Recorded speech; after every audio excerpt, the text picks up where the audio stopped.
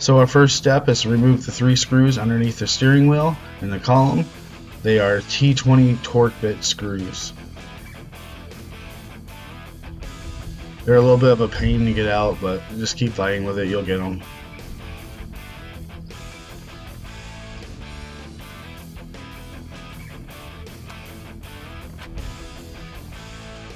Next, you need to split up the top and the bottom part of the shroud.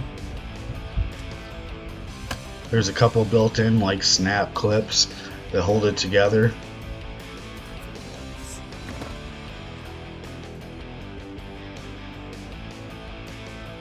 Next is a single Phillip head screw that holds the handle in. You want to go ahead and remove that.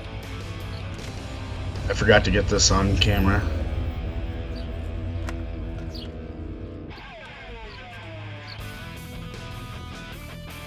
Next, you want to remove the electrical connector on the top, and then the handle should come loose and come out.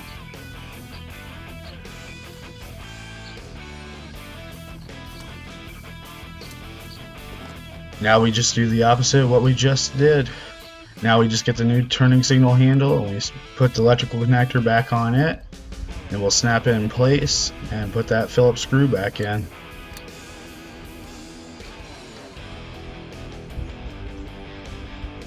This is truly a 10-minute job to replace this, and then you don't have to worry about the turning signal not sticking anymore.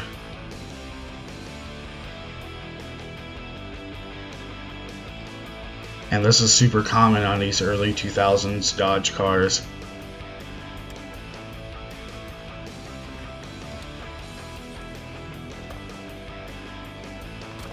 Now we just need to press the top and the bottom of the shroud back together.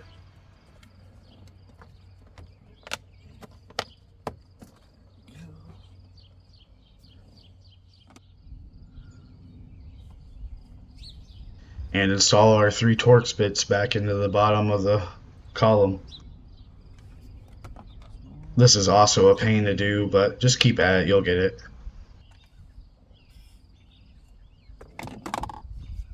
And just like that, the turning signal handle is replaced and ready for action. And if you enjoyed this video, go ahead and hit that like button. And if you want to see more videos like this, hit that subscribe button. And I'll see you in the next video.